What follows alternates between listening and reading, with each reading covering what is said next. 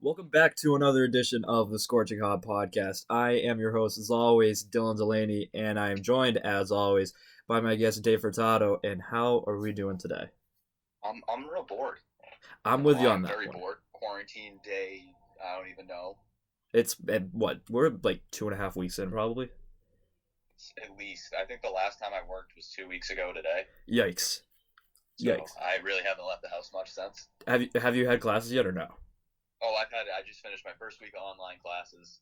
It went I think a little bit better than I expected. None of my teachers like glitched out of the classroom, Mm-hmm. which was good, but I also didn't learn anything. Yeah, I actually don't mind the online classes as much as I thought I was going to, mainly because of the point that I can go to class and then just go back to sleep without having to walk back to my dorm. That's big, and especially because I take the train into Boston every day, and I don't have to do that anymore, which is awesome. I had an 8 a.m. I had to get up at like 5:30 in the morning for it. Now I have an 8 a.m. You get up at 7. I can get up at whenever I want because my professor was like, I'm not going to make people in different time zones get up at 8 a.m. Eastern time to take a class. Facts. So even though I'm still in the Eastern time zone, I can get up at 9:30, 10 o'clock and take my 8 a.m. That's actually wicked clutch. I don't mind it because I mean before I was waking up around like 7:30, 7:40. Now I can just wake up around 7:50 and just go right to class. So it saves me a little and like just join the link. So it makes it a little bit easier. I did that last year when I was walking to class. I got up at 7:50. Oh yeah, I mean I got up at 7. I get only up at 7:40 because the walk from Rem to Davis is kind of a bitch at 8 in the morning. That's true. That's all uphill. So yeah, exactly. So you have to wake up a little bit earlier. But then again, the walk from Shamby isn't that much better either. No, there's just a lot of stairs. Yeah, good old Nichols College. Today we have our first live NBA mock draft of 2020. I said that right. As you can see, this quarantine's messing with me. Yourself. Yep.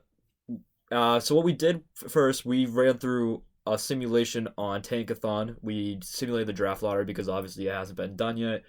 I mean, as of right now, it's still scheduled as far as May goes, but that could realistically be pushed back, so we don't really know when that's going to happen.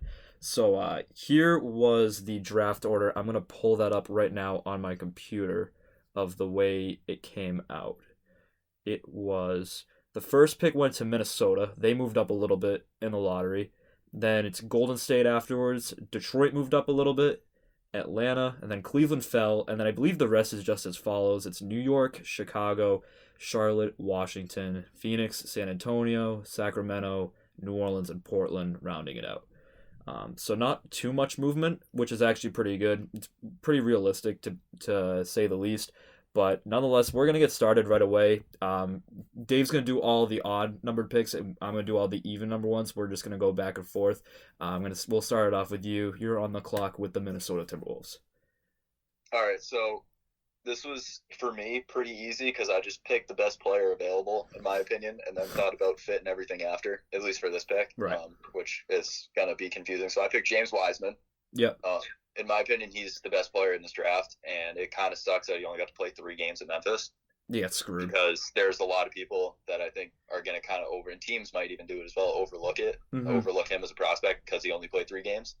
And most of what they have to go off of is just workouts and high school film. Right.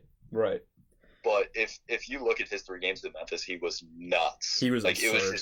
He was just so far and above better than everybody else on the court. He's absolutely absurd.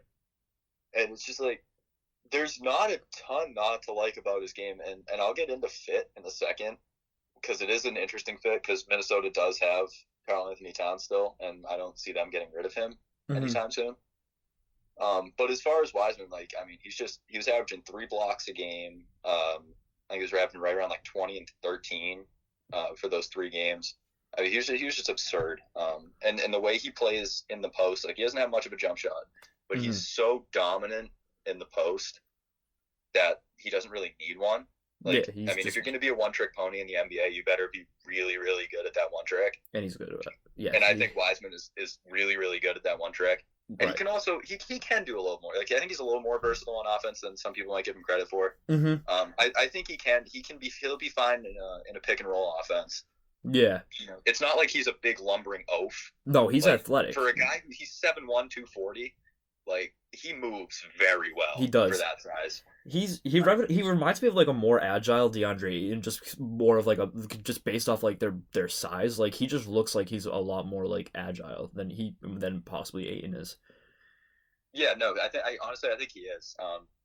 He's just quicker. I think he's a little more explosive. He definitely his vertical is pretty good for a guy that big.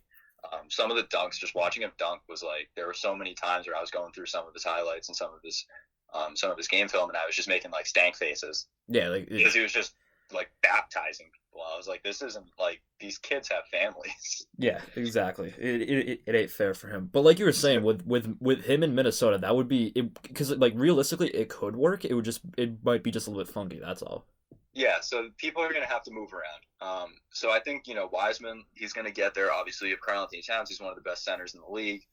However, I think you can. It's not going to be a situation like Philly where you have a couple of players. You have Al Horford, you have Embiid, you have guys that on their own are very good but don't complement each other. I think there's a way that you can set the Timberwolves up where you can have Wiseman and Cat on the floor together and have it at least kind of work. Mm-hmm.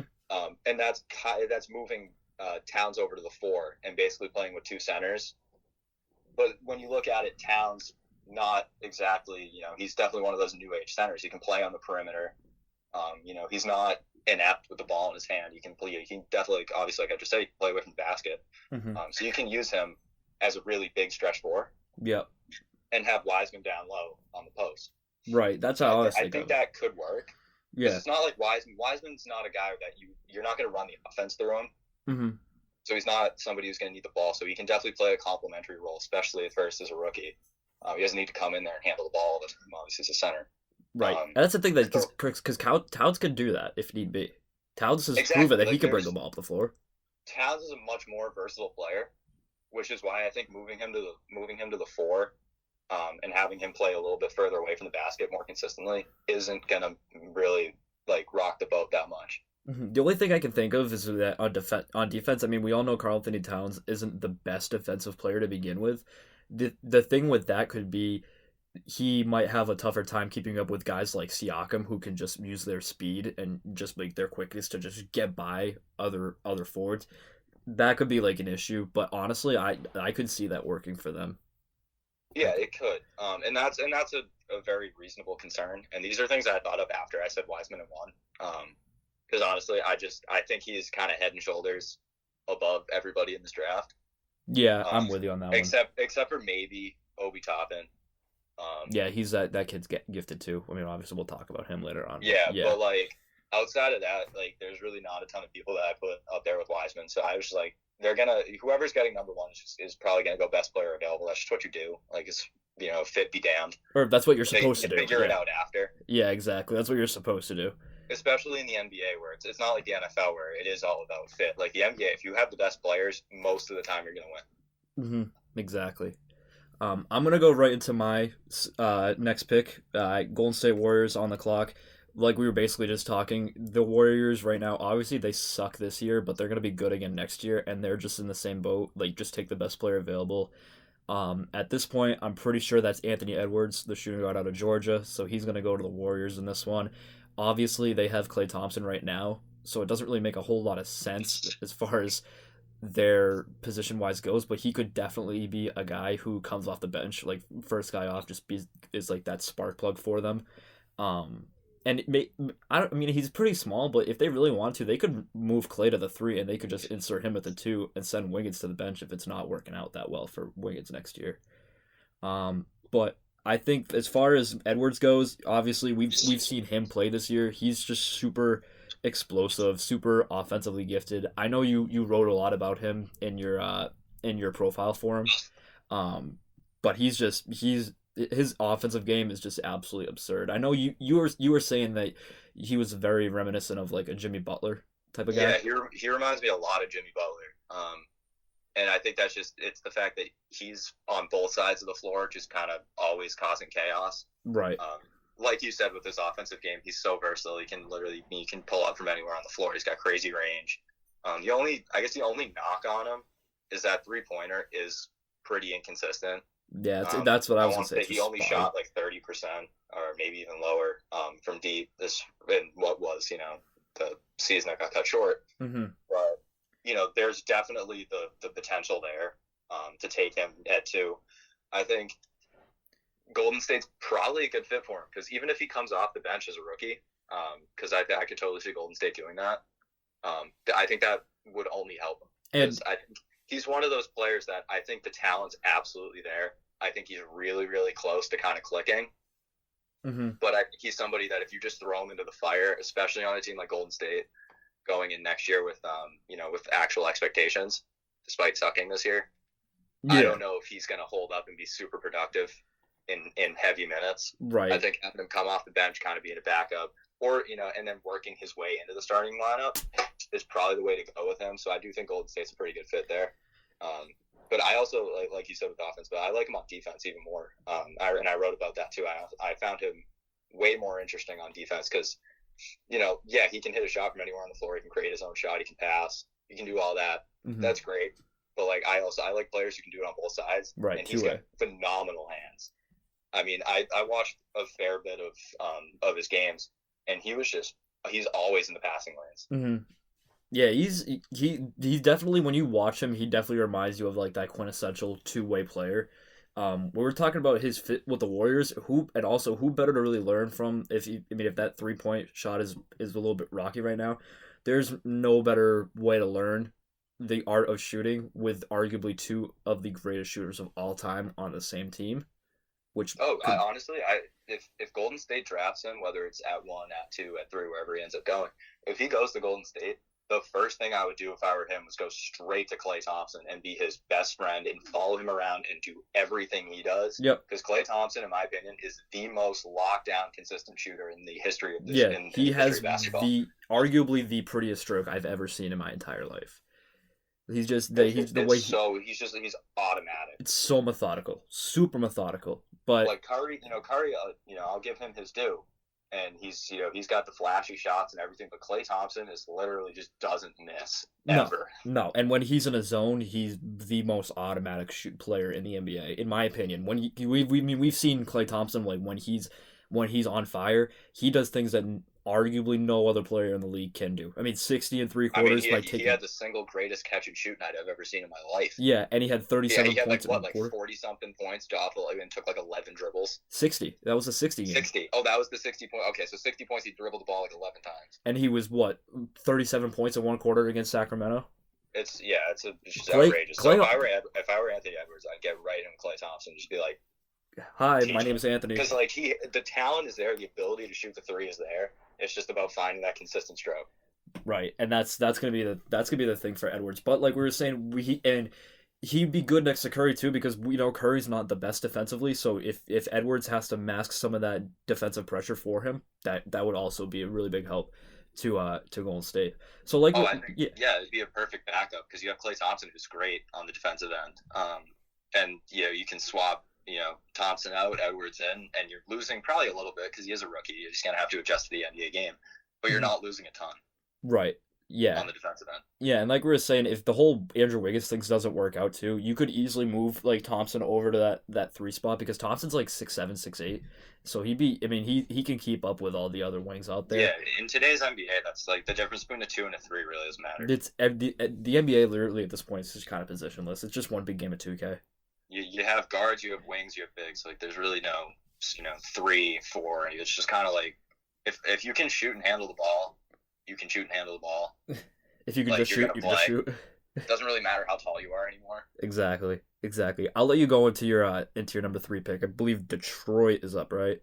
Yeah, we got Detroit.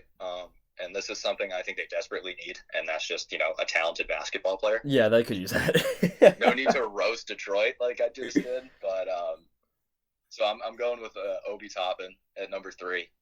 They do have a pretty fair amount of power forwards, and they still have Blake Griffin, but honestly, who knows what's up with him at this point? Yeah, he's probably gone. They could have easily gone point guard here, but personally, I just don't like any of the point guards in this draft at 3. That's fair. Obi Toppin's a monster. He just won AP Player of the Year. Dayton boy. He was honestly, I'm so mad they canceled the season because I was he was gonna drag Dayton through that journey. Oh yeah, big time. He's averaging 20 and 7 this year. The dude's just a monster. I mean, he's got literally, anything you want him to do on offense, he can do. He can shoot, he can pass, he can dribble, all that good stuff. He's like a really good modern power forward. He's a really good, like, with his build. Oh yeah, no, for sure. He's like he's like a perfect size for it. There's not a ton I would hold against him. I guess the fact that he is 22, he's a little bit older than the typical, top 5 pick. Right. By a few years. Yeah. But honestly, to me, that's not the biggest deal in the world, because at the end of the day, like, you're still 22. Like, you're still young. As long as you don't suffer a catastrophic injury, that's still 10 years in the league before you're like starting to get out of your prime. Yeah, you're still as long as the talent's there. I mean, so like it really does. Like I know some people are like, oh, he's too old. Like, okay. And Damian Lillard was too old. Look where he is right now. He's 22 right now. He just turned 22. Oh no, I'm talking about Damian Lillard when he was. He was a senior. Oh, yeah. And now he's looking at him right now. He's arguably top 5 player. Honestly, to me, it makes no difference. But yeah, there's really not a ton to not like. I guess for a guy who's going to be playing the 4, you might like to see him rebound a little bit more than he currently does. Yeah, that's true. But again, he's giving you so much on offense, and he can be a ball handler, and he can do all these different things. So it's like, I'll sacrifice that, especially on a team like the Pistons, where like they just need talent, and they have Derrick Rose under contract for next year, so they don't really need a ball handler. Mm-hmm. Yeah, I don't think Rose stays either, though. I think he's gone this offseason. He could be, and honestly, that would make sense for them. Yeah, I feel like Detroit with how the way their season has gone, I feel like this offseason they're just gonna shop everybody, which is why I personally can see them more going in like a Killian Hayes direction. I had him as that's who like my pick was. I was Killian Hayes because I think that he is arguably the best point guard out of all like the prospects right now. He just looks like he's the more fluent and like promising option. But definitely a guy like Tobin, like I can definitely see them doing that as well. If they go that route, I want to see how he meshes with Siku too, because I feel like Siku's going to be that right away. That piece it's going to be Top and then Siku.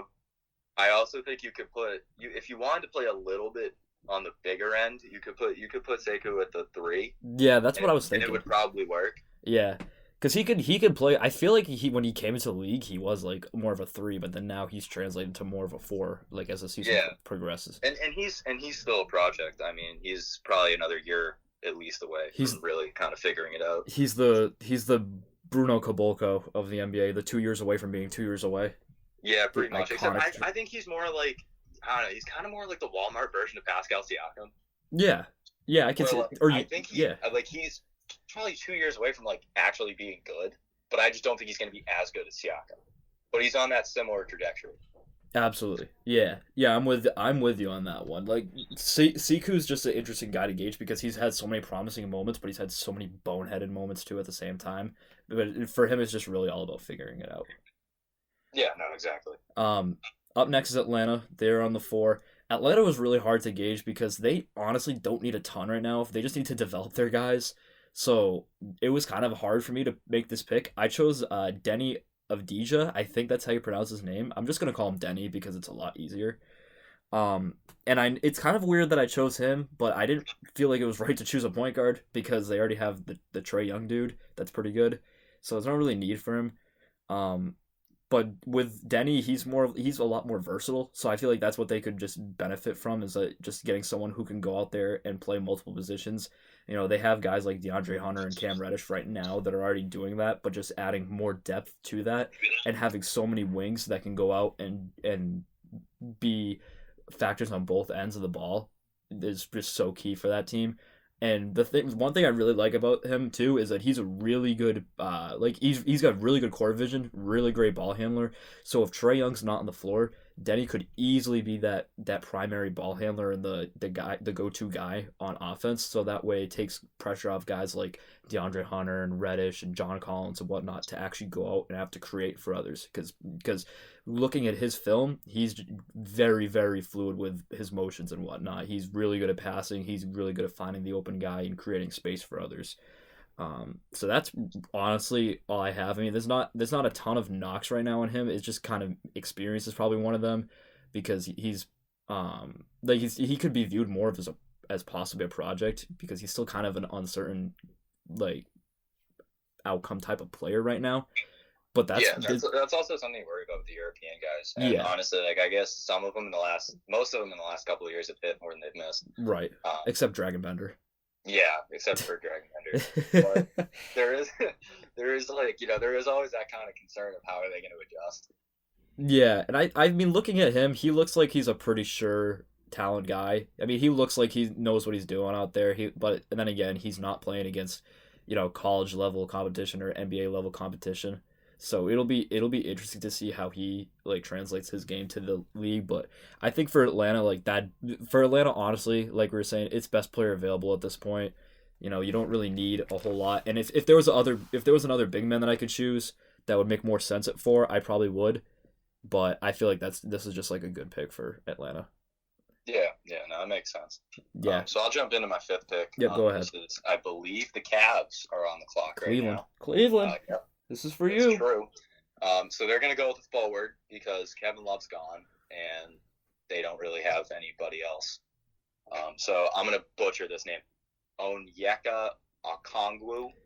The Chino Hills USC, guy. power forward. He's a little undersized they have him listed as power forward center on NBADraft.net. But that's fine. He's 6'9", 235, so he can play the four. They're going to need somebody to kind of step in because Kevin Love is, like I said, 100% gone. Yeah. And he's bringing kind of a similar-ish skill set, whereas, he's a bigger dude. He's still pretty athletic.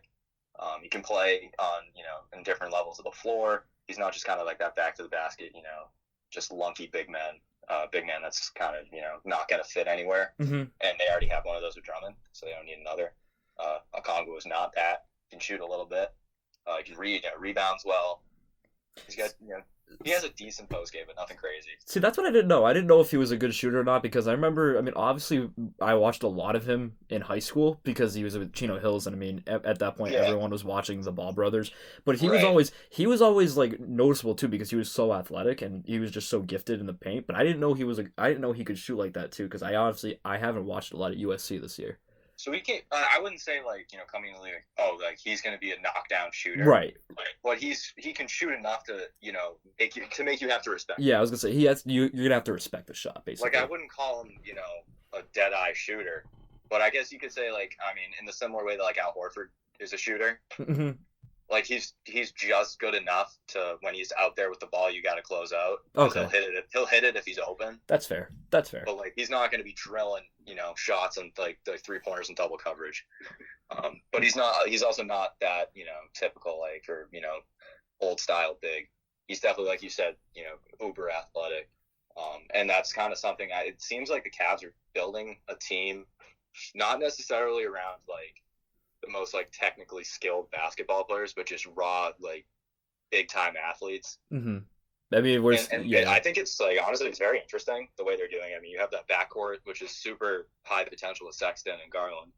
You can add a Okongwu to the front court. Kevin Porter too. Kevin Porter, my guy. Kevin Porter is also there. He's super underrated. Love Kevin Porter. Don't forget Cedi Osman.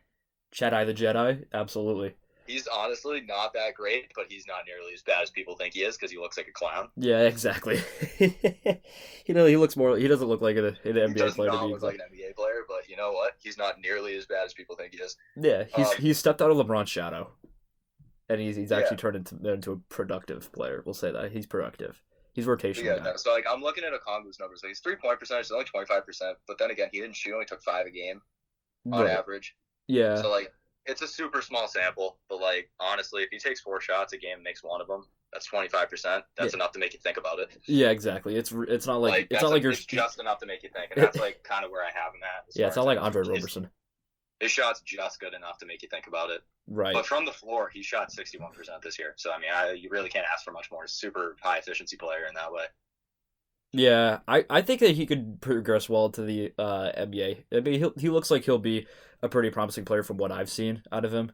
Yeah, for sure. He's far from a finished product. Yeah, that's the thing too. I feel like with him, he's definitely going to take a couple years to develop more too.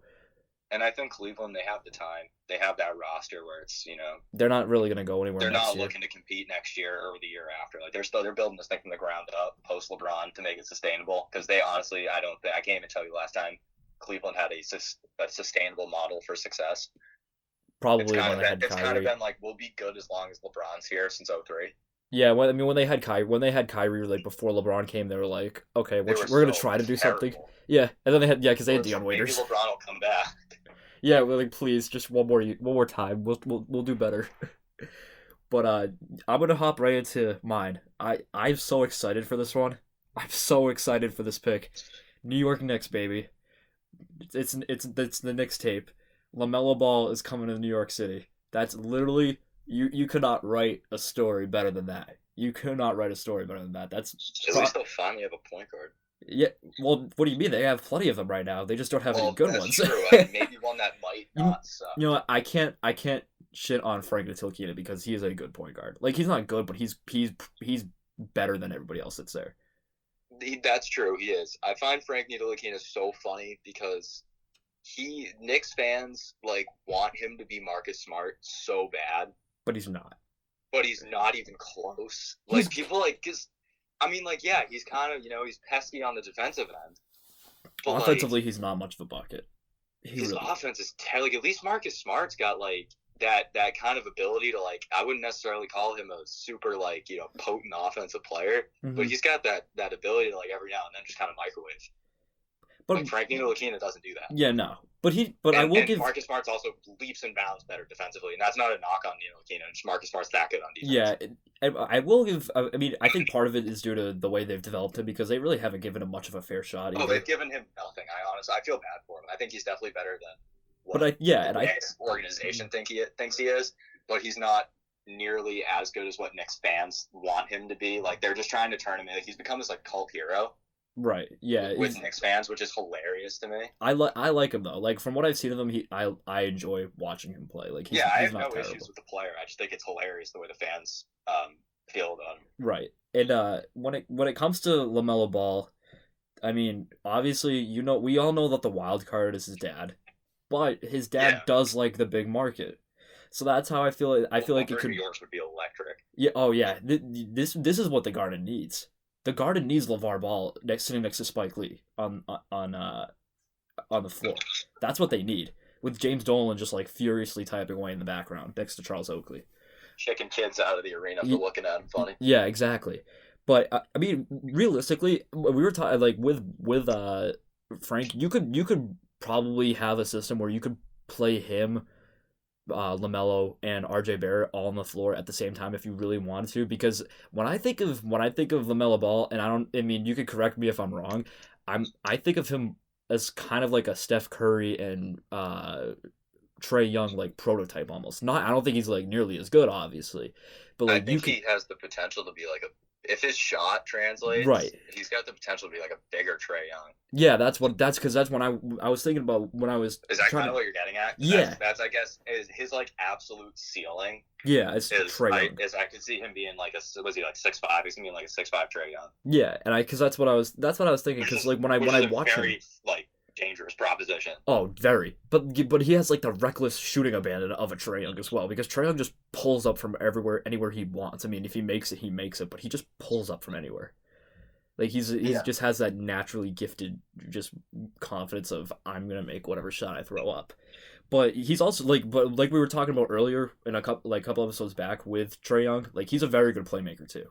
Like he knows how to create for others. His passing's come a long way. Yeah, it's definitely come a long way from his Chino Hill days, which kind of funny that two Chino Hills players are going back to back. Love to see it. But I definitely think that his playmaking skills are still underrated because a lot of people just like to focus on his shooting. He's like I said, he's just kind of average defensively. Nothing really to talk about much there. He's just kind of meh.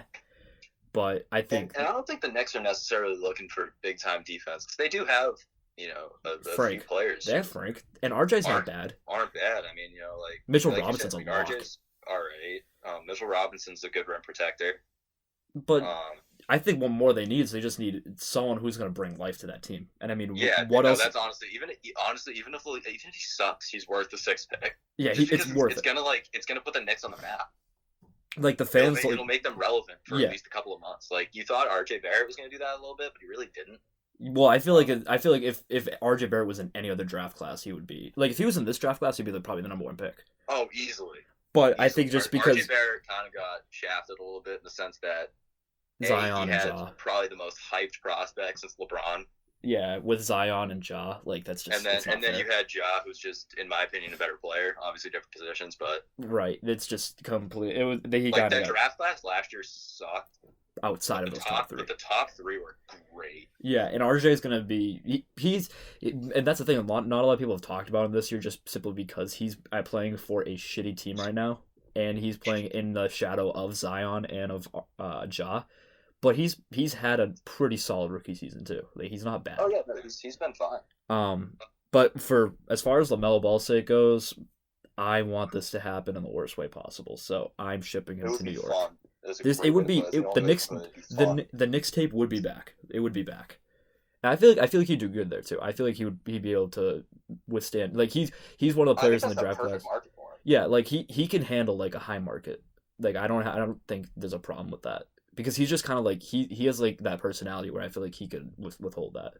Yeah, he'd be fine in New York. He's not somebody I would be concerned about. No. I'm excited for that. I want that to happen now, really badly. Let's make it happen. All right, you're up. So I'll move on. 7th pick, we got the Chicago Bulls. I have them taking Isaac Okoro, small forward from Auburn. Honestly, more of a fit pick necessarily than I guess a best player available, although he's not bad. Mm-hmm. I think they don't necessarily need. I know a lot of mocks have the Bulls looking maybe point guard at the spot. That doesn't make sense to me though.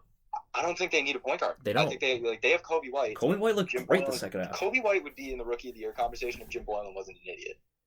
Yes. Jim Boylan is an idiot. So I mean, Jim Boylan's a moron. No, he should not be. If he wasn't a moron, Kobe White would be their starting point guard. He'd probably be averaging 20 plus points a game. And he'd be right there with John in the Rookie of the Year conversation. Everybody so they really in that don't, they don't need a point guard. They just need a coach that's going to start the point guard they have. Right. And that's not to take anything away from Chris Dunn, because Chris Dunn's kind of in that same situation as Frank we were just talking about. Like he's a really great defensive player, but he's just a rough go of it. He's just not the best offensive. But with Kobe White, like he is that dude on offense. Like we've seen, like he had the stretch. He had the stretch. I think Phoenix was in one of the games, but he had a stretch of like 3 or 4 straight 30-point games where he hit like 8 threes. I'll fully admit he was obviously I didn't think he was the best player in last year's draft, but he was my favorite. Yeah, I wasn't like completely high on him. I mean, I didn't want to, because when it came to the Suns pick, I didn't really want them to take him, but I completely regret that now. I wanted the Celtics to trade up. That's how much I like Kobe White. Oh yeah, I remember that. I wanted the Celtics to trade up for him, and that was when they were still in kind of point guard limbo. But I was like, go get Kobe White, do it. That's your future right there. I was like, do it now, do it. But they don't need a point guard, so that's where Isaac Okoro comes in. Build out the wings a little bit, because right now there's a little bit. I guess you have Zach LaVine. You have, they're gonna Laurie's a 4, but they're gonna trade him. It looks like he's not coming back, or is he a free agent? I don't know if he's restricted. Either way, I think he's restricted next year. It's starting to look like his days in Chicago are coming to an end. Yeah, I think he's restricted next year. LaVine is pretty outwardly miserable. I don't think at being in Chicago. I think it's playing for Jim Boylan. Yeah, I think everybody's just. I don't think he has any issues playing for the Bulls. I think it's who he's playing for. So I think honestly, all the Bulls issues stem from Jim Boylan. That team is way better than. That roster is way better than their record. Yeah, and I think honestly, what Chicago needs to do is they just need to get rid of everybody at the top of their organization and just go onwards down, just have a complete makeover next year, because the whole Garpax thing is not working. It sucks. It's been like this for a while too. They just have to realize their ineptitude and get out. Yeah. It's just it's a mess over there. But anyway, back to Okoro. 6'6", 215. So he's a decently sized player. He'd be a perfect, it doesn't even have to start. And you're probably not looking at this point in this class. You're not really looking at starters right away, especially. I think he'd be a nice little piece off the bench.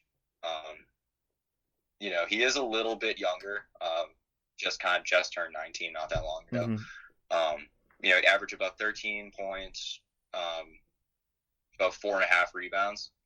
So, he's okay. He's a fairly solid player, just about 51% from the field. So he's somebody that I think is definitely a good candidate to throw on your bench.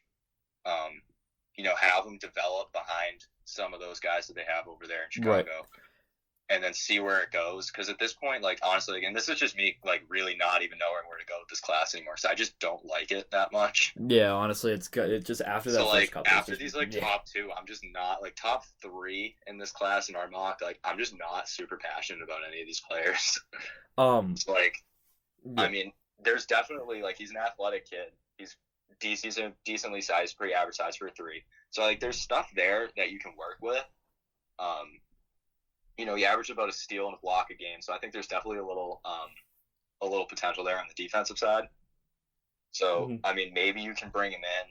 His 3-point shot, not great, 29%. Yeah, no, not at all. If he were at some point able to improve that, you're looking at a pretty decent 3-and-D guy off the bench. Yeah. But I think that's pretty much his ceiling, which kind of sucks for the 7th pick. But at the same time, there's not a ton. Like I think he's a good fit for Chicago as far as positional needs. Yeah. And who they might be losing relatively soon. Yeah. With Okoro, I don't know if it's up yet, but I just put my he was the guy who I did my draft profile on. Okay. I don't know if it's up there. I don't know if it's up yet or not on Tailgate. I have no idea. It's up on Hot Streak. I know that. I posted that this morning, but I sent the email to Tailgate last night. The thing with Okoro is that he, in isolation, will lock anybody. He is a great defender. When I was doing my NBA player comparison of him, he reminded me like of his skill set right now. It reminds me a lot of like a guy Al-Farouq Aminu. It reminds me a lot of Aminu, just like Aminu's obviously a little bit bigger than him as far as size goes, but the skill sets are a little bit similar. Aminu's not the best shooter, and neither is Okoro, but they both rely heavily on their interior presence. And Okoro's a really good finisher around the rim, whether it's just like backing up into other defenders and bullying him out of the way, or if it's just being a creative finisher around the rim, floating past other big men or just straight up palming. Yeah, pulverizing them instead. So he has some capability. I think if he can turn his jump shot around, he could progress into like an Andre Iguodala type player. I feel like that's his ceiling. It was like that Andre Iguodala. He said Sixers like guy. if he can get that 3-point shot up a little bit and kind of figure that out, because right now it's just not there enough. It's just not good enough.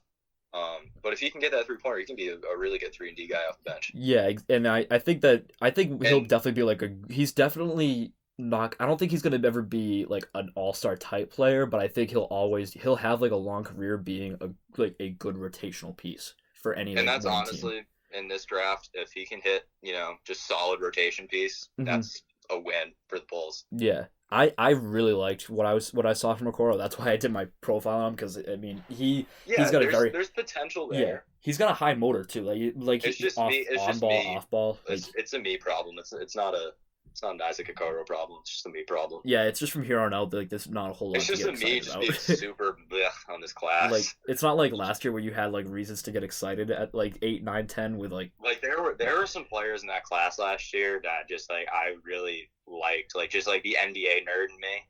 Yeah. Like really just got attached to some of those players that went a little bit later. Like I'm a huge Rui Hachimura fan. Yep, and now I was big on Kobe White. Like there were just some players later that I really, really like. Brandon Clark I was a huge Brandon Clark fan. Same here. I was super mad that the Suns passed on him, but Cam Johnson. So mad, I literally almost threw something on my TV when the Celtics drafted Romeo Langford at 14. But I like Romeo. Romeo's but cool. I like Romeo Langford now. Like it's fine. Yeah. I just really wanted Brandon Clark. It's fine. Everything's fine. Like it's fine. Like I like Langford. I'm happy with Langford. I think he's got a lot of Jaylen Brown esqueness to him. Mm-hmm. But yeah, that's beside the point. Yep. I'll just get on to your next pick. Yeah. So this one, I kind of actually surprised myself when I made the selection. I have the Hornets, and the Hornets are another difficult team to gauge because they kind of have like a sense of direction of where they're going, but they kind of don't at the same time. Like they have players that they can build around, but are they necessarily good enough in the long run? Is yet to be found out. I have them taking Devin. I think it's Vassell. I don't know how it's Vassell. Devin Vassell out of Florida State. I don't know why he's not projected higher in this draft class because he is someone. He's going to be the next person I do my draft profile on. I was watching film of this kid today. I absolutely love his game. I love it so much. He's arguably the best 3-and-D player in this draft class. I think because he's like taking away from Okoro. Vassell shot 41% from 3 this year. I believe he's a sophomore this year. He shot 41% from three this year for Florida State, and he averaged over 2 steals a game as well. So he can do it. He can do it on both ends. He's very, like we were talking about with Okoro too, very high motor on both ends. He's always going after the loose balls. He's very pesky on ball, both off ball. Um, and Florida State was number 5 in the country this year too. At one point, they were like a consistent top 10 team the entire year. So I'm surprised. Like he's probably the best player on the team. Him and Patrick Robertson. They're probably the two best players on the team. So I'm surprised that Vassell didn't get a lot more recognition as far as this draft class is going, because it might be a stretch, but I see a lot of Paul George in his game. Like I'm not saying he's going to be that type of player by any means, but the way he shoots, he kind of is a little bit reminiscent of it. He can create his own shot if need be. He's a lot better like catch and shoot, I believe. Fast breaks. He's really good at getting the ball to the open guy and finishing on fast breaks. He does a lot of the alley oops. And this is just going off of what I've seen a lot in film from him. But I think that he's a really, really solid option. He's pretty NBA ready at 6'6" too, and like he's probably about 190. And as far as the Hornets go for a fit, they have Rozier and Devonte Graham right now at their like, but they're both like so small. Like in comparison, like if you want to run one at the point, one at the shooting guard, they're both really small. Where you could stick Vassell in and be that shooting guard for the future, and put him next to Miles Bridges, or you could even put Vassell at the 3 instead of Bridges. But I'm really high on Vassell. I'm gonna definitely look more into his game, but I think he could be a really good fit in Charlotte. And I was gonna originally put him with Washington, but then I figured that just move him up to Charlotte. Yeah, so I'll be honest. I haven't watched a ton of this game. Neither did I, honestly. So I'll take your word for it on some of the comps, but I definitely agree. Charlotte's a hard team to gauge because they have young players everywhere. So Yeah, you don't really have an idea who they're trying to build around. right, and especially with because you can, and they're so early in that rebuild that they haven't kind of. I don't even think they know yet. Like they have this collection of young talent. There are some good players there. You have Rozier, Devonte Graham, PJ Washington, the Jalen McDaniels. Yes, Jalen McDaniels. That's going in this year. Yeah, Jaden McDaniels is the one from Washington. I'm gonna Right. do one on him too. I really like him. But So they have Jalen McDaniels. So like they have these young players that have some potential, but they're just like, who are they? Which one are they going to build around? Like which one's going to be the piece? And that way it'll be easier to gauge. Okay, well they're going to build around PJ Washington, so they're probably not going to go power forward. They might go, these other 3 positions. So it's definitely tough to gauge. They really just haven't picked that direction yet. I really wish there was a center that was available for them to take, because I feel like hard to go wrong with a big 2 guard who has a little bit of offensive versatility. Yeah, and can play on the defensive end. There's really not a lot you can like go wrong there with. Yeah, and like I was saying, like with Vassell, he's just really fluent. I like his jump shot is wicked pure already to begin with, so there's not really anything to fix there. He's got a great shot. I think he could do really well on the next level. I don't know about like what his projection would be at the moment, because I feel like I'd have to watch more film on him to make that clear. But I'm definitely high on him now. Like after watching some film over the past couple of days, like I'm a fan of his. I'm rooting for him. But if there was like a center here that they could take, like I originally wanted Onyeka Okongwu to Charlotte, because I feel like that'd be a better fit, because I feel like right now they could probably use a center more. They definitely could. He's just not going to last that long. Right. I don't think, especially with how many teams need more front court help in this draft, I feel like he'll probably have to go earlier. But you never know at the same time. Charlotte could always move up. They could always throw some players around and make something happen. But at this point, I feel like Vassell's probably the best fit for them because everybody else after him is basically a point guard. So. Yeah, for sure. I'll let you go into your number. I'll move on. Number 9, the Wizards. I haven't taken a point guard. I know he's one of your favorite players in the draft, but Tyrese Halliburton from Iowa State. Love Tyrese Halliburton. I know you're big on him. The reason I went with this, and it's a definite fit thing, and it's kind of a mix. It's like I think he is at this point the best player left on the board. Yeah, I'm with you on that one. And then I don't think I know you like Killian Hayes, but I don't think we've taken him yet. Yeah. But either way. I'm pretty high on Halliburton as well. And who knows what's happening with John Wall. This dude slipped in the shower like 3 decades ago, and nobody's heard from him He since. slipped and dipped. So this guy honestly might just not exist anymore. So with him being such a wild card, not really knowing what the deal is with his ankle, and when he comes back, what he's going to be, because so much of his game was built off of speed and explosiveness. Right. So I think we don't it's know how it's going to bringing translate. in Halliburton, even if he doesn't need to start right away, even if Wall comes back next season and is full go playing like John Wall, it's not going to hurt, because I mean their backcourt's kind of a disaster. Mm-hmm. Outside of Bradley, he was just all over the place on defense. Yeah, only thing with only not against Halliburton is his some of his physicality is a little bit slow. Like he's not the strongest, and his jump shot's a little bit funky. But other than that, there's really not too much. Yeah, and I mean it's funky, but he did shoot 41%. Yeah, he did. The arc, so the jump shot's there. Yeah, and so if it's going in, then why change it? Yeah, I mean that's kind of the same thing. I guess nothing's as busted as Lonzo Ball's, but.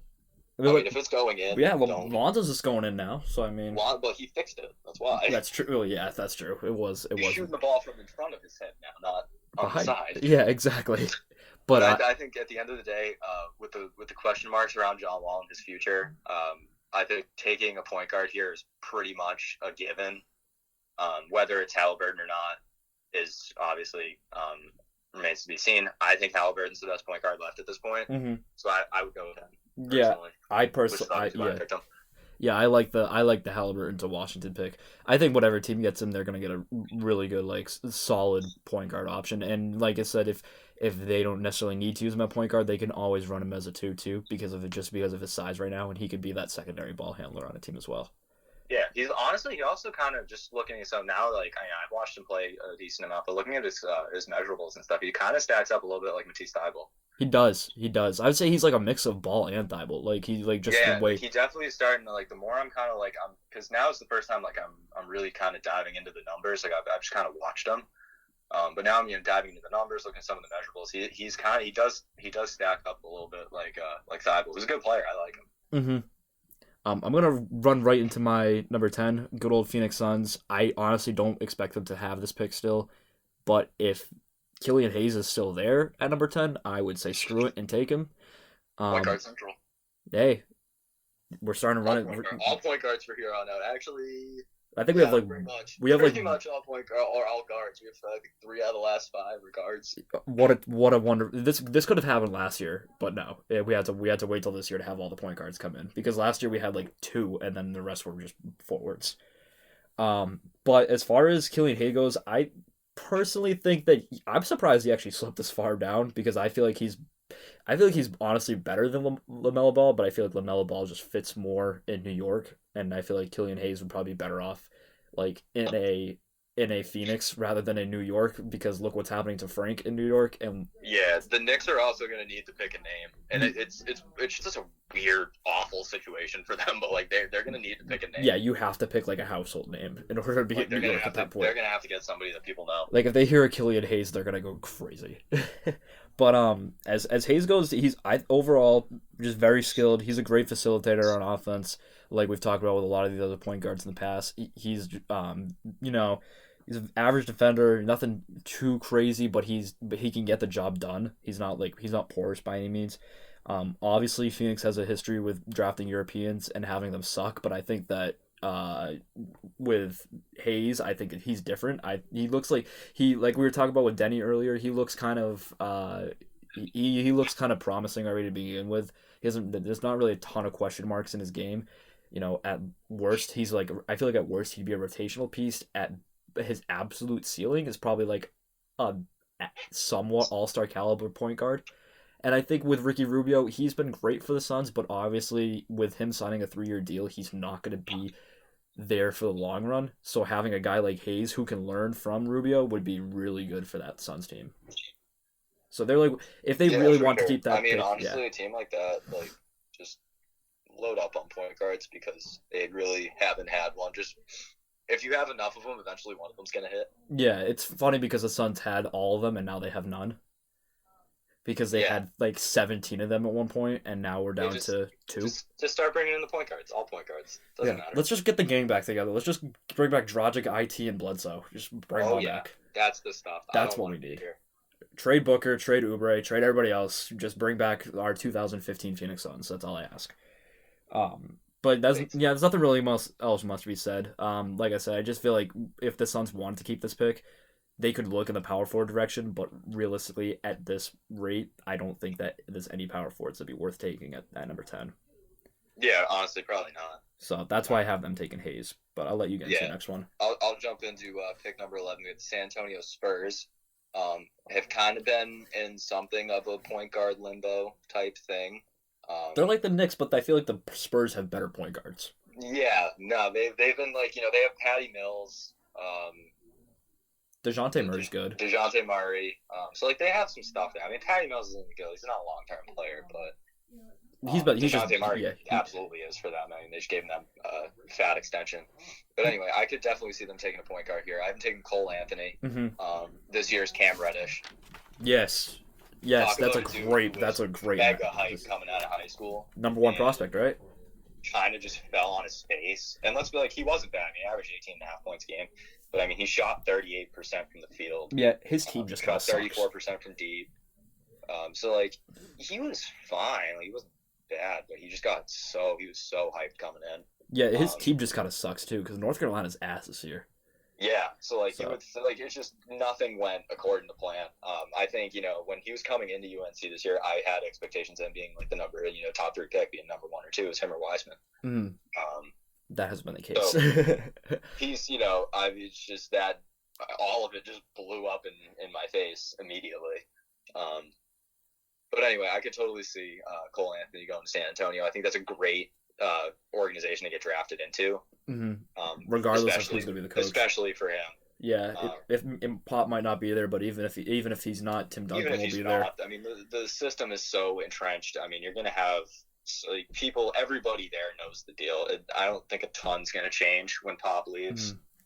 And it sounds like DeRozan's going to be gone this offseason too, so that'll open up a little bit more room for him to work with because you could always move a guy like Murray, Murray's kind of in the same discussion as Tyrese Halliburton we were talking about earlier. Yeah, I think Murray can easily put it too. Or probably is going to put it. Now that I think of it, Murray and Tyrese Halliburton are probably around like the exact same like intangibles. If they were to draft Cole Anthony, which I think they should, or they will at this point in this mock, he'll obviously play the point. You'll move Murray to the 2. I think that's not a half. That's a lot of potential in that backcourt. And then you have Lonnie Walker too. And yeah, no, exactly. So like, you have a lot there.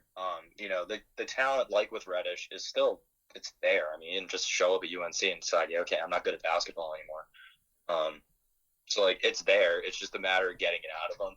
And I think putting him in an environment like San Antonio, whether it's with Pop or with someone else, is going to be, because you still have players that played for Pop, so like that culture is still there, right? And that's just I feel like for an NBA player, that's just such an easy thing to just slot right into. Yeah, with just having that guy. It's so like individualized in the sense of like it's like they're the Patriots of football. They really are. It's just like this is what your job is. Do it. Don't worry about anything else. Focus. Do these 5 things well, and it's going to fit right into the cog, and the ball's going to go flying all over the place, and it's going to be like the greatest thing you've ever seen in your life. We'll be playing good defense. We'll move the ball around. We'll win some games. We'll be in the playoffs. So I think even though they're not going to be in the playoffs, with that amount of talent into a system where he can minimize his responsibility, especially for a point guard. Because I think the worst thing for a guy like Cole Anthony is throwing him into a system where it's like, all right, kid, figure it out. Let's go. Cough, cough, Phoenix. Cough, cough. No, honestly, exactly. Throwing him into a system where it's just very discombobulated. I think the absolute worst place for him to go would be somewhere like Houston. Or the Knicks.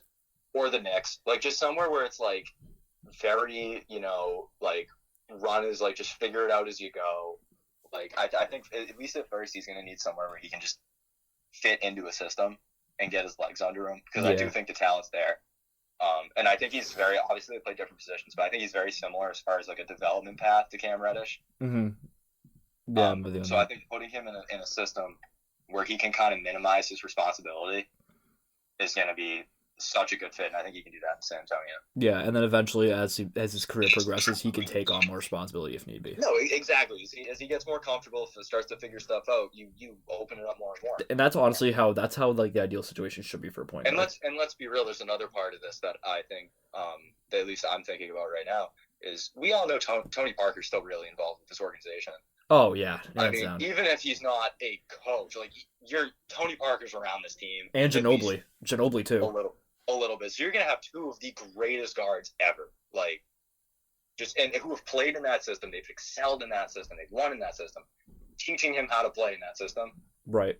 With that amount of talent, I just think this is a perfect match. Absolutely, I think I'm with you on that one. I think that Anthony to San Antonio could definitely work out well. I'm gonna hop right into the next one. Sacramento Kings, whatever the team that is, they're just kind of like all over the place per usual, but they've been pretty good as of like before the season was ending. I have them taking RJ Hampton. It was basically just between Hampton and Tyrese Maxey for me, and I chose Hampton because of Hampton's. He has a bigger like size, and the only reason why I'm really going guard for them is because I don't think that Bogdanovich is going to come back this offseason because of how much money they've already tied up to Buddy Hield, and they have to send an extension out to De'Aaron Fox as well. So I feel like they're going to have a lot of money tied up between those two. That doesn't really make a whole lot of sense for them to bring back Bogdanovich. And I think that Hampton could come in and be like that perfect replacement for him. That's honestly all I have for it. Like I haven't seen a ton of Hampton this year. I agree. Bogdanovich is probably gone. Like just because they're not. I don't think they're going to have the money simply. Yeah, and it depends on who else they want to tie their money to. Because I mean, Bagley's obviously not up yet, but he's going to be. And you're going to have to pay De'Aaron Fox at some point. De'Aaron Fox is going to be a restricted free agent next year. So I think he's kind of the odd man out, unless you decide that you're like screw it. And you want to not pursue Bagley when he's up, then do it. Yeah. And find another. But you better figure it out at center before that. And plus, they kind of shot themselves in the foot too by giving Harrison Barnes so much money. Yeah. But let's not forget. And Corey Joseph. I like Buddy Hield and all. But they paid him too a lot of money. I think they would have been better served just letting him go to free agency. Because he was gonna be an RFA, wasn't he? Yeah. So just match. Like he's a player I would match for. Yeah, I'd match for him. Yeah, he's a good player. If you look at his first two seasons, then you look at the big breakout, then you look at this season. It's starting to look like that one breakout was the anomaly, and the other 3 seasons are what he's probably gonna be. Yeah. That's fair. So it's like he's a player that I would have let that one go a little bit. I would have let that one eat. Yep. And then just seeing how he played this year, because like now he's overpaid, and they have him coming off the bench now too. But I feel like that's a better. He wouldn't have gotten the max this summer as a restricted free agent. No, but I feel like with his situation in Sacramento, I feel like it's kind of better off that he's like that guy that's coming off the bench, just because Sacramento has had a fairly weak bench and they have so much money tied up to mediocre players on the bench. So it's good that they can have him in that second unit, and you could put RJ Hampton into that starter role right away if you really wanted to, because with the players that he's going to be surrounding himself with, he's not going to have a whole bunch of offensive responsibility with guys like Fox, Bielitsa, and Harrison Barnes on the court. You're going to be like a 4th or 5th option, so it could work. Yeah. Honestly, at this point in the draft, you're just looking at guys who can kind of slot in and score when they get the ball. Yeah, and RJ Hampton can do that. You're not looking at guys to carry your offense or build around. RJ Hampton also has you're looking big for potential people that are too. going to slide into your system. But RJ Hampton also has a lot of potential too. Like if he locks in, if he locks in, he could be a really good player in the NBA. But that's if everything works out too. But yeah, that's really all I have about RJ Hampton and the Sacramento Kings. I feel like that's just kind of more of like a Kings are a need. weird team. Yeah, it's just a mix of need and best player available at this point for them. Yeah, because they don't really necessarily need this pick. If they really wanted to, they could trade this pick. Yeah, honestly, I feel like a lot of these teams at this 10 through 14 probably will trade their picks, including this next team. I think this. Yeah, I'd be surprised if the Pelicans pick here. But if they do pick, I have them taking Precious Achua, from Memphis. And talk about the one person that benefited from James Wiseman leaving Memphis. Uh, That's true. That is true. He is like the only person that did. he was somebody that I didn't know a whole lot about before he got to Memphis, and I was super high on Memphis as a team prior to the year. They were my dark horse to win the Natty. Yep. Because that team was just like, they had Achua, and I'd heard of him because of the name, and I was like, dude, his name's Precious, Why? which I thought was phenomenal. And they had Wiseman, who I had followed a little bit his last year of high school, and they had Boogie Ellis, who they committed away from Duke. So like this was like I was pretty hyped for the Memphis season this year. And then I didn't know a ton about Achua in his game. Yeah. Since Wiseman left after those 3 games, he finished the season averaging nearly 16 and 11. Damn. Shot 32% Yeah, he did. from deep. He did have a good end of the season. That's right. For a 6'9", he's 6'9", 225. He's gonna play. He's a 3-4 kind of swing there. Shoots about 33% from deep, so enough to make you respect it. Yeah. Averages 3 offensive rebounds a game, so he can definitely kind of get it done there. The one drawback, somewhere where I'm kind of a little concerned, he only shoots about 60% from the foul line, so that's definitely going to have to improve, or else it's going to be Hacker Precious. Hacker Precious. Yeah, that does not come off the tongue. Which honestly wouldn't be that bad if that happened, because that would be hilarious.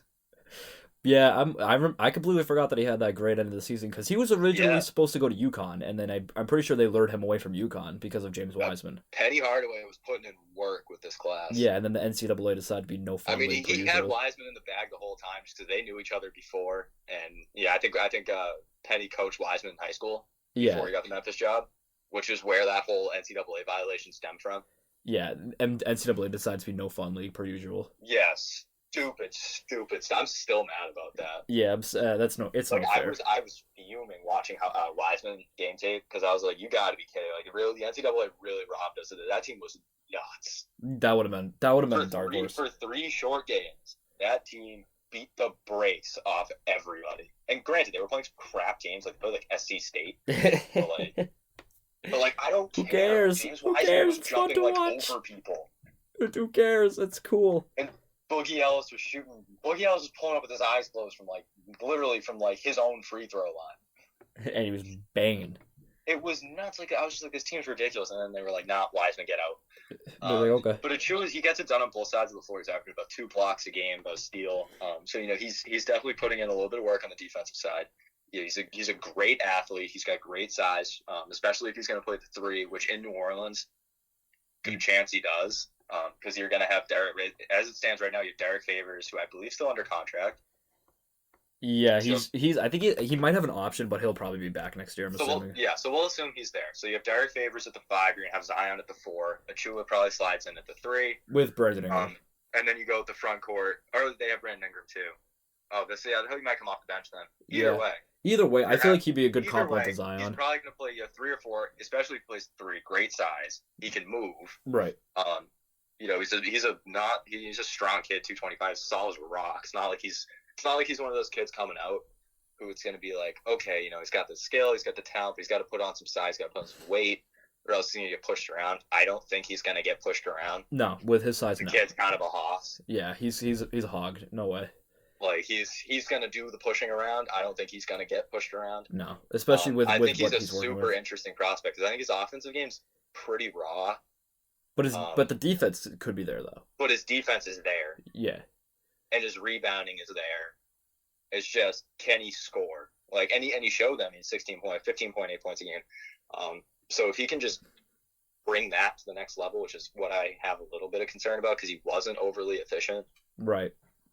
He played about 30 minutes, shot 49%. So he was decent. But then again, the Pelicans could afford to take that risk though too. They have so many players. At this point, it's the 13th pick. You have such a good young core in New Orleans. If you miss on this pick, who cares? This really isn't that big of a deal. Yeah. And I think Precious is definitely a bigger liability to hit than he is to miss. I think he's definitely. I think he's more of a sure thing. To at least be a solid rotational piece. Yeah, that's safe to say. I'm gonna wrap things up with our final lottery selection, final pick we're gonna do today. It's gonna be going to the Portland Trailblazers. Obviously, haven't achieved expectations this year, but that's largely due to basically everybody except CJ McCollum getting injured this year on their team. And I'm pretty sure CJ McCollum was actually hurt at one point too, so I take that back as well. But I have them taking Sadiq Bey out of Villanova. He's small forward, power forward mix. Here's a question for you. Yeah. Did you take him just because he's from Nova? I mean, obviously the Because I Nova. thought that when I was looking at some other mocks, because he's mocked in the second round in a few. Really? He's back Yeah, that I far saw back? at least. I was looking on a couple that Tankathon had. I looked on NBA DraftNet. I looked on a few of them, and there were a couple that had. I have DraftNets up right now. I'll tell you where they have them. I've seen a couple of them in the like mid Theirs lottery is stuff. kind of whack. I will give you that. Theirs is Yeah. weird. Like they have Precious at 18. I was like, I think he's better than that. Yeah, I was looking at like CBS Sports and some of these other places that kind of had more updated versions, and he was in like mid lottery, so maybe his stock just went up, or Maybe maybe so. I'm just on It might something. have. They have Sadiq. So NBA DraftNet has Sadiq Bey at 41. Wow, that's interesting. And that was updated 2 days. What's today? 3 days ago. Really 25th. interesting. So that was pretty recently. So they're low on Huh? him. Which was one that made me was like interesting. Yeah, But then I saw Nova, and I was like, I know you're a Nova fan, so I know. I am a Nova fan. I am a Nova fan. I will say that, but I think that as far as like position wise fit goes, I think that the one thing with the Portland Trailblazers, when I watched them so much 2 years ago in their postseason run, and I loved watching that team, mainly because it wasn't even because of Damian Lillard that much. It was because of the guys like Maurice Harkless and Al-Farouq Aminu. Those were like the glue guys. They were so good in that postseason. And Sadiq Bey has a chance to be like one of those guys. And if they can get one of those guys again, they'll be fine. Like if he can progress and be like that piece next to them, the Trailblazers will be fine. Looking at Bay, he's a great scorer, 3 level guy. He can get it done inside, mid range, 3-pointer. He's got a really quick jumper. Like it's just very like one motion, very quick. So he gets it over the defenders really easily. And for the position that he plays, he's huge. Like he's 6'8", like 230. So like he will muscle around like smaller defenders with ease. And like I was saying, the Blazers could obviously use some depth as of right now. So I feel like having that forward depth, especially given the uncertainty of having Carmelo Anthony back next year, because you don't really know what's gonna happen with him. Um, so bringing in a guy like Sadiq Bey could definitely be a key replacement for Melo. And I think with him, I wouldn't count on Melo with being with back next year. with him and Sadiq, with not Sadiq Bey, with him and Nasir Little too, developing that those are like two guys that they could have that are like in that same category that could help them come back again. Yeah. So and I just looked at a CBS mock that had him at 14. Yeah. So honestly, there seems to be very mixed opinions. Yeah, it's a lot of people. I'm gonna have to take a closer look at it to see. I kind of want to see exactly what he's all about because I watched a ton of Villanova.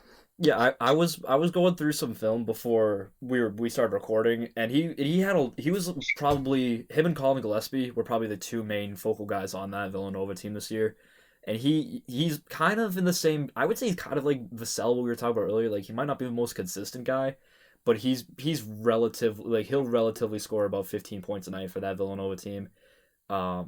And he's had great games where he's very active on both ends and moves around and whatnot, but then has been other times where he just has really like poor shot selection. So there's a lot of strengths to his game, but there's also some weaknesses as well that probably are holding him back from a lot of people. So it's interesting. And he's like a sophomore, so he's not too much of like a prospect per se. Like he could come into the league and produce, I feel like, right away. It's just a matter of who wants to take the flyer on it, I guess. Yeah, and at 14, honestly, it's not that much of a flyer. Right, it's more yeah.